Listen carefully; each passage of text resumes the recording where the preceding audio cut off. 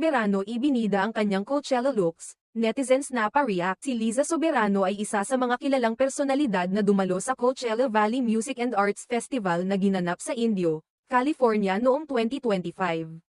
Sa pamamagitan ng kanyang social media, ibinahagi niya ang mga larawan ng kanyang outfit at karanasan sa prestihiyosong event na ito.